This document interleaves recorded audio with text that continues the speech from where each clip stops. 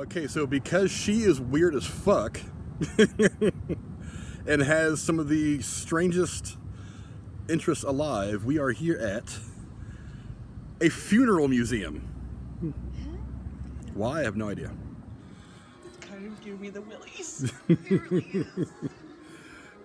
Inside the funeral museum. Oh, that's cool. This is pretty wild.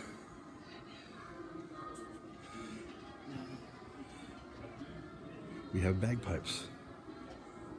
Bagpipes played at the funeral of a fireman, apparently.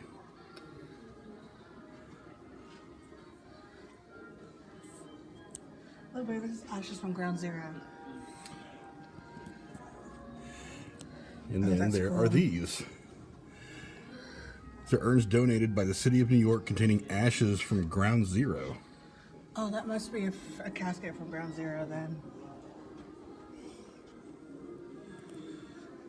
This is a piece of a fire truck that was there on 9/11, and you can see it right there. It was ladder 18. Yeah, ladder 18.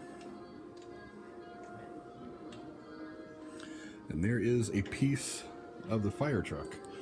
So a little bit of 9/11 being represented here at the Funeral Museum in Texas.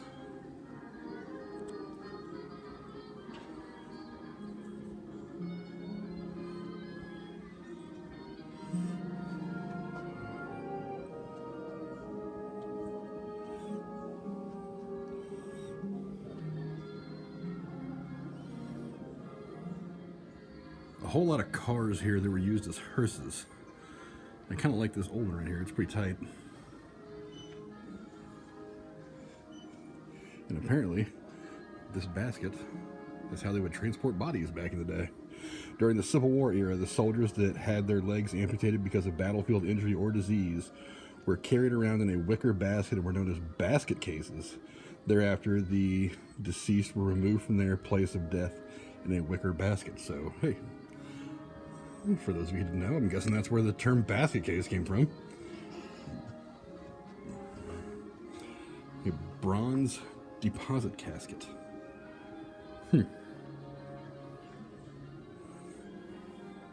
Intriguing.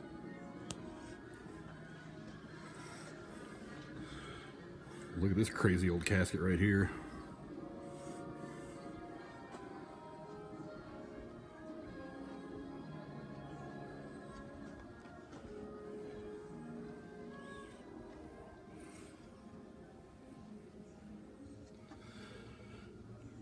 Maybe you want to get buried in this joint right here. This is a glass casket. And I will read you what is on that plaque right there. A solid glass adult casket was not designed to become part of the fashion of modern burial. The DeCamp Consolidated Glass Casket Company of Muskogee, Oklahoma, manufactured this octagon-shaped full-coach casket in 1925. Solid glass. That's weird.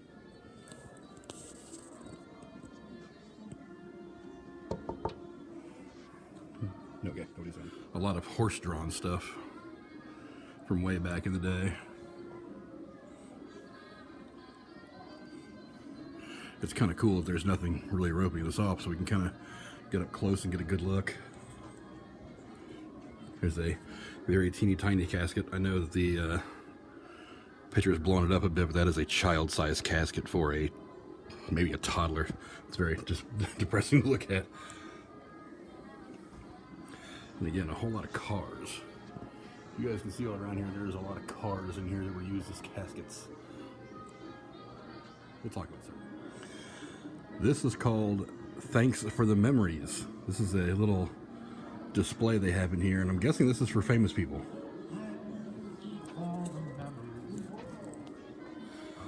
And that right there is a fiddle autographed by Charlie Daniels, the Charlie Daniels Band. Killer band. This display here is thanking us for the memories, made by Bob Hope. Funny guy. Actually, very interesting display here. There's a whole lot of stuff in here. Obviously, you know, stuff about Elvis. He was the king. I forget what they call them. I always just call them little funeral pamphlet kind of things, but they have some here from some fairly famous people. And as we get a little closer, we see Charles Wendell Colson. He was a senior advisor to Richard Nixon, for those of you who don't know the politics. There's one from Glenn Campbell, the musician, along with Ray Bradbury, the famous author. Several other people in here. There's Mike Wallace, the famous newsman. There's Bob Evans, of Bob Evans restaurant fame. This one's interesting. This Arch West right here, I don't know if you can see on the plaque that's beneath it, he is one of the people that created Doritos nacho cheese chips. So that's why there's a bag of Doritos in here. But there's some other ones in here of good interest. There's Vic Damone, for those of you who know him. There's Tom Clancy, the writer. Oral Roberts, the famous evangelist. Another evangelist next to him. The Reverend Billy Graham. Moving over here, there's a couple that you guys might find interesting. Jack Tooney, for you football fans. And for all of you wrestling fans, you guys know this face. There's actually quite a bit in here for William Bill Moody, who all of you wrestling fans in the community might know as Paul Bearer. There's a couple little things here, some cards, a figure. And for you baseball fans, Gary Carter. I was a big fan of that guy growing up. Also here is the pamphlet for Smokin' Joe Frazier, the boxer. Along with Junior Seau, for those of you who are football fans. And the one for Dale Earnhardt. I'm actually amazed at the number of these that they have for various people. You've got Sherwood Schwartz right there, who created a lot of TV shows like Brady Bunch and whatnot from that era. You also have Jim Henson down here. They have some stuff from him. You all know who Jim Henson is. Not to mention James Gandolfini, obviously of mobster fame from The Sopranos.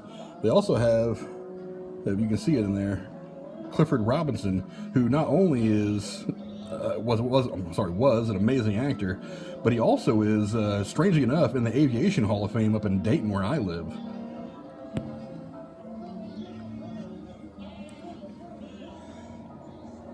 Some more television here. Barbara Bullingsley from Leave It to Beaver.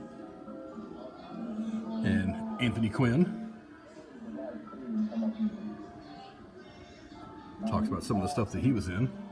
A lot of musicians remembered in here as well. Again, some Bo Diddley, some Dick Gregory, Luther Vandross, Whitney Houston. Ladies and gentlemen, Mr. Conway Twitty.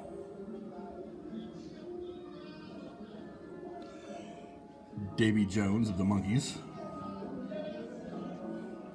Comedian Patrice O'Neill, who was absolutely hilarious. It's a little remembrance for Don Cornelius, for those of you who are old enough to remember Soul Train like me. And John Denver. Space is obviously a big thing here in the Houston area, with Johnson Space Center being quite nearby. So there is a display here from NASA. Some of the people who have passed away over the years. There's Dr. Werner von Braun, who basically put Americans in space.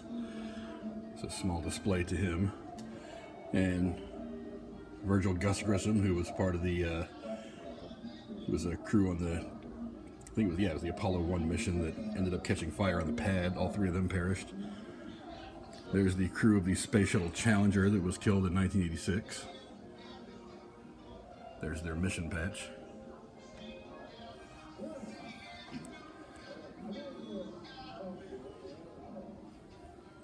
A little more about the Challenger here.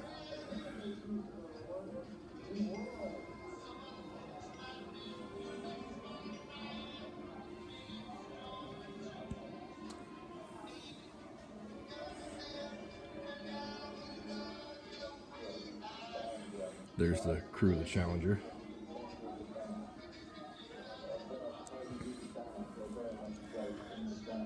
as well as the crew of the Columbia that was lost in 2003 on re-entry.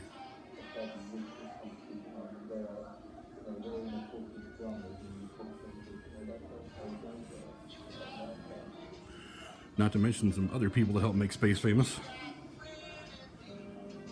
There's Leroy Cooper, James Doohan, from Star Trek fame obviously, and the creator of Star Trek, Gene Roddenberry. Part of Gene Roddenberry's ashes were actually sent into space, for those of you who don't know. I know many of you have heard of the 27 Club. That's a group of famous people that died at the age of 27. They've got a small little thing here to many of the people that are in that group.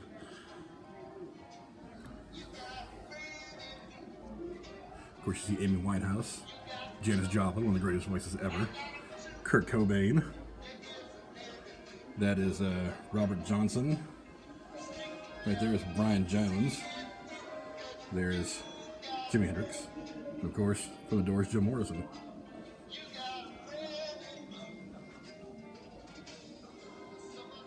It doesn't say that this is actually film worn, but this is a small little display for Gene Wilder, and it talks a little bit about his career. Now, I don't know if this is a film worn Willy Wonka and the Chocolate Factory hat, but it looks pretty cool. It does not say that it's film worn, it's just a hat sitting there.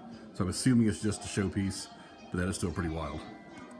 And if you're a fan of guys like the Night Watch Zone and that whole crew, and so many other people in the community that are big horror fans, there is something in here about suspense and thrillers. These are some of the actors and actresses that have made horror the genre that it is. You've got Lon Chaney Jr., Basil Rathbone, Vincent Price, Peter Boyle, Fred Gwynne, Herman Munster himself, Ben Chapman, Bela Lugosi, Alfred Hitchcock, the great director. There is Anthony Perkins and Boris Karloff. This is a small tribute to some people who made the horror genre what it is. This area right here has some tributes to several famous people, including Charles Lindbergh, the famous pilot, Lucille Ball, and Kobe Bryant, with several books and whatnot to remember these people.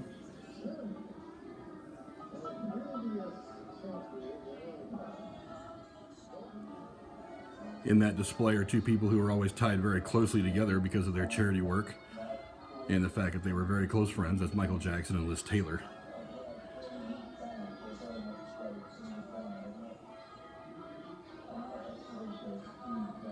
Back out of the main body of the museum now.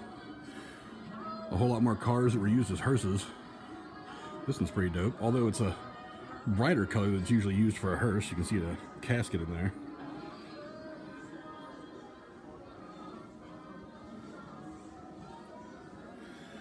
And that is a very long hearse. That chair right there is used for a rather macabre hobby. For post-mortem photography. And there is a whole thing about it right here. Especially that thing right there where there are several pictures of people who are dead or alive, and you have to decide what they are just by looking at them. And I've seen a few of these pictures on the internet over the years, so I probably know a couple of them, but it's very odd that you can make somebody look alive even though they are, not. Apparently it was actually big business back in the 1800s to pose your deceased loved ones for pictures after they were dead. And you can see in this particular picture right here, that's what someone is doing. They've got this young lady in one of the chairs, like the one I just showed, all set up for a photo shoot, even though she is deceased. And down here, much the same, they're positioning this dead body for a photo shoot. Very, very odd. Okay, so this is a little wild. What you're looking at are the niches of people who have donated to the museum. People who, after their passing, were cremated and have had their ashes in their urns put on display here at the museum. some of these urns are kind of wild to look at. You see these two right there in the center. They're shaped like doves. There's ones right below it that are shaped like butterflies. But other than that, all just some rather normal looking urns. Some decorated, some kind of nonchalant, but most of them very pretty. There's that one right there. It's a cat in a rainbow. It's unusual. But these people are forever interred at this museum. This display right here shows you how cremation happens. These are what the controls look like on the crematories. And this video right here is going step by step through how a cremation occurs, what happens to the body, and some of these standards that have to be met by crematoriums. Very, very weird. And this right here,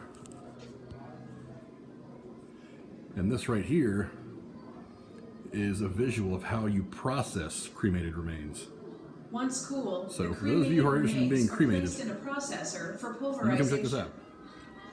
Okay, so for you wrestling fans in the community, this is going to have to be Ted DiBiase's casket when he dies. We're going to call this the $1 Million Casket.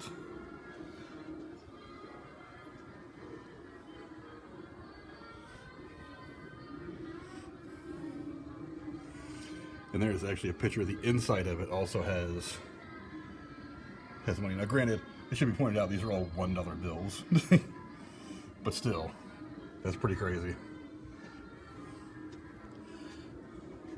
This is actually called the money casket. It was significant in the marketing of encapsulating items in acrylic during the 1970s. It was patented by Mr. Wilson Baker. It has traveled around to various trade shows and was quite an attention getter from what it says here.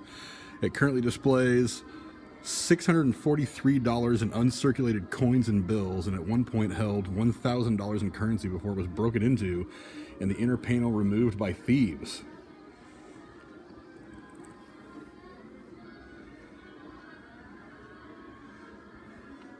But when Ted DiBiase goes down, oh yeah, this is his casket. I should have called this the $1 Million Casket because it sounds cooler. This part of the museum, which I have to admit is much, much bigger than I thought it was, just looking at it, celebrates the lives and the deaths of the popes.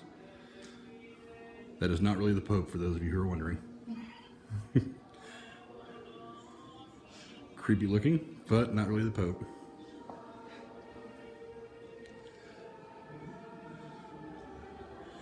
So if you look over here, what Pope is this? Pope Casket. You also see the crest for all the popes. There's Pope Pius, a very famous one. Well, one of the Piuses anyway. There's Pope John Paul II, one of the most respected and loved popes ever, Pope Benedict.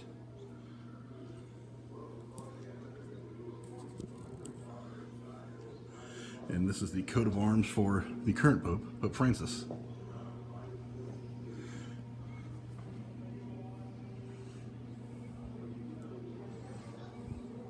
A little bit about the election of the Pope.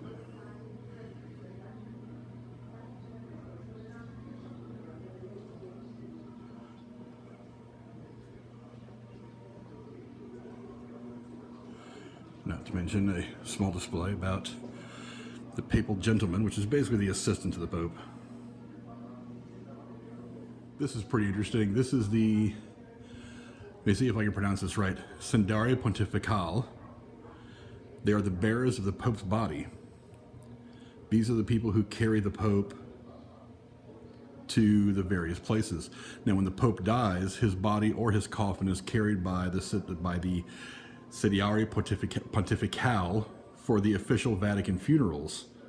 And this uniform right here, encased here in glass, is one of the ones that was worn, and you can see the pictures next to it, by the bearers of the Pope's body when Pope John Paul II's body was carried through St. Peter's Square.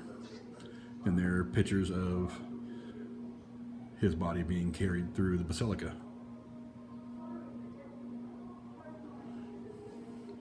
That actual uniform was worn as Pope John Paul II's body was being carried to his final resting place.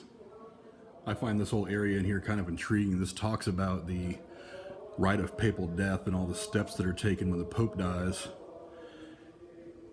For those of you who have seen one of the Robert Langdon movies that Tom Hanks was in, I believe it was Angels and Demons, it actually outlines what you see in the beginning of the movie when they take the papal ring and smash it. When they do that, they do it with something like this. It's a silver hammer, so that no forged documents can be backdated and made in the Pope's name, and the papal apartment is sealed off, much like this, until a new Pope has been ordained and he moves in. And this whole thing outlines that procedure. Very interesting. And over here is what it would look like if the Pope, when the Pope passes away. He lies in repose. He's protected by the Swiss Guard, which is one of the oldest, most decorated versions of any armed forces. Their sole duty is to protect the Pope. This area here talks about the preparation for papal funerals. It talks about the Pope being laid in a casket made of cypress wood. For those of you familiar with the Bible, cypress is an important part of all that stuff. And also, as you can see right there, the white silk veil is placed over his face. And there's a lot here about the funeral of Pope John Paul II. And then after the Pope is put in his cypress coffin, it's going to look a lot like this. Jennifer just pointed out this weirdness to me. Pope John Paul, apparently all popes are buried in 3 nested coffins. The outside of which I'm guessing is going to look something like that, so you'd know who was buried in there. But it says here, his remains are placed in a private service in a trapezoid-shaped coffin, the one that he is in direct contact with. Then that casket is lowered into another one adorned with 3 bronze plaques and a simple cross at the head of the casket. That one is then lowered into an external casket, finished with a glossy varnish, and bears the 3 identical bronze plaques as the lead casket. And that one is sealed, and that is lowered into the ground. Very weird. This display right here actually shows that whole process of the Pope, in this case Pope John Paul II, actually being lowered from one casket into the other, and then eventually in that picture right there in the center of the screen being lowered into his sarcophagus, is the actual hole that he's buried in. And if you turn around right here, you see they have a mock-up of what Pope John Paul II's burial crypt looks like.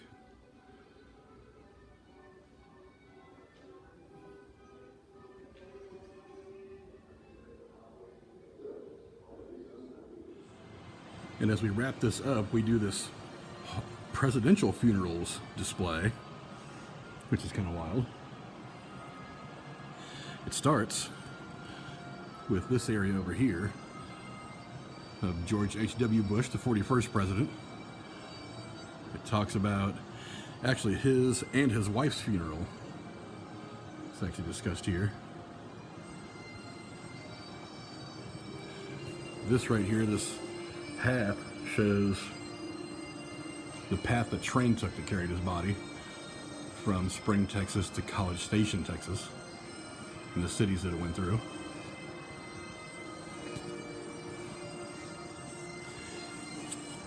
On the left, you can see the dressings worn by Reverend Dr. Russell Jones Livingston, who did the service, and by U.S. Navy Chaplain Judy Milana. And above these displays actually are a picture of the 2 people during the funeral service.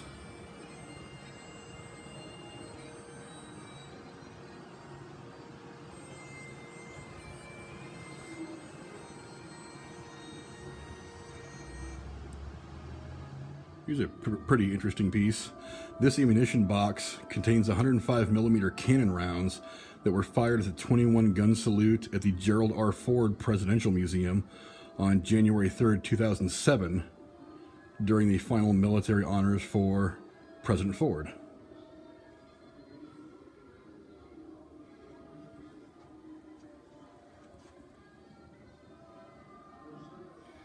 This display here shows several items announcing the deaths of presidents. Here you can see the Orange County Register from the day that Nixon died.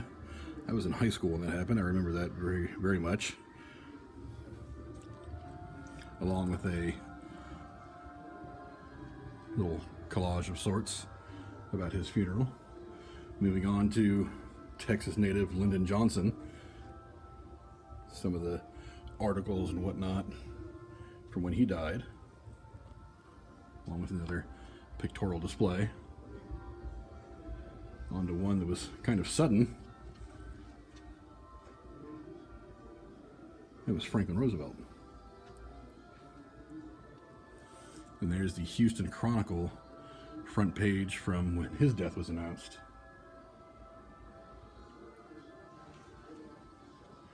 Moving on to President McKinley. Some of the pictures of his funeral. There's the Boston Daily Globe headline from when he passed away, along with some of his funeral programs and whatnot, along with President Garfield. And of course, Honest Abe. That display has a bunch of different pennies from different years. Of course, Lincoln is on the penny. And that portrait you see right in the middle, that's made of pennies. Why would it be?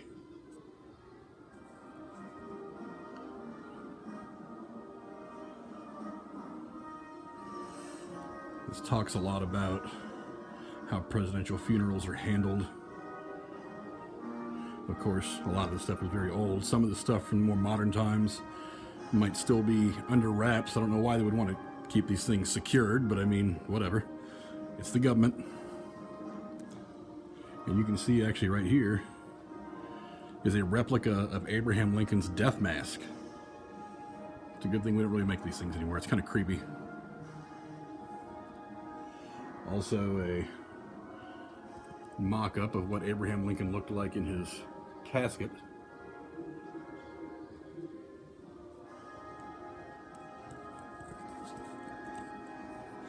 This is a model of the Lincoln train. First, his horse-drawn carriage that carried his body. There's his body being moved from the train to the carriage. And this is the train that carried him around the country after he was killed. This is a model of the casket that holds the body of President Ronald Reagan that he was buried in. Kind of interesting. And over here, Jennifer pointed out to me, this is a mock-up of sorts of the eternal flame that burns at the gravesite of John F. Kennedy.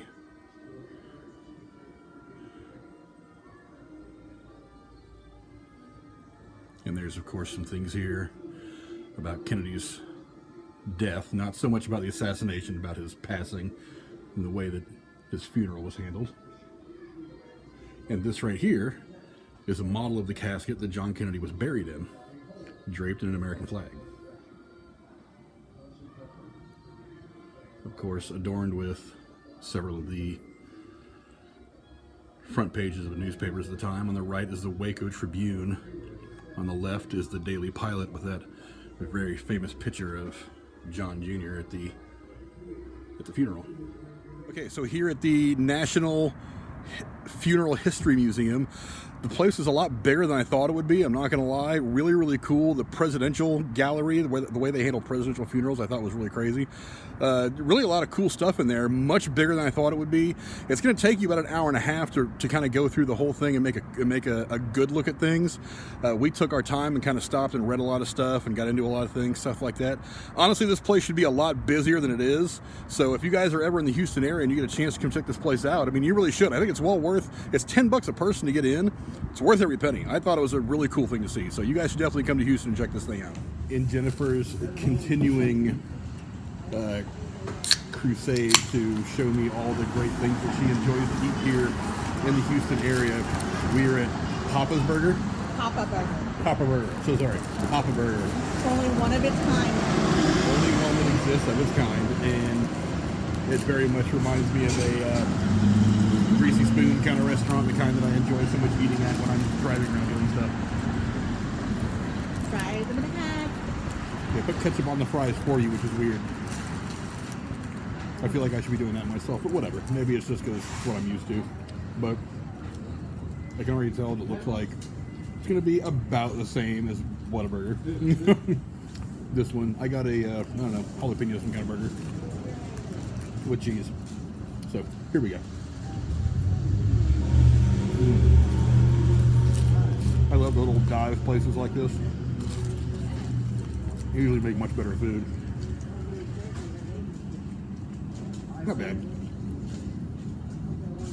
It's on par with Whataburger. It's on par. That's what I think.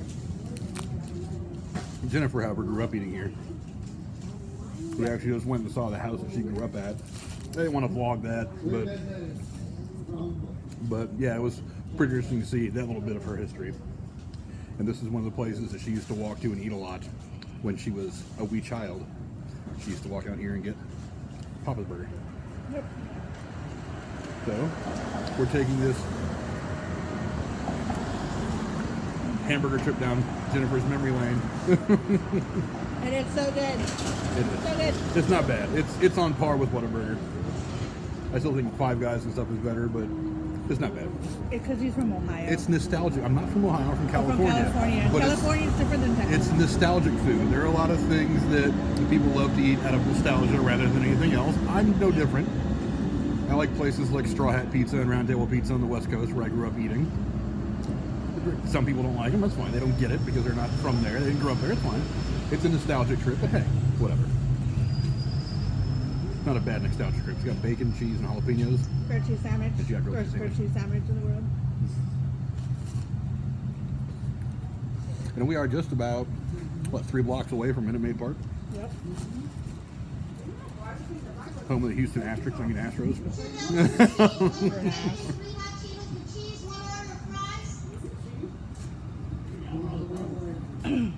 Not a bad place to eat though. You guys should check it out when you're in Houston.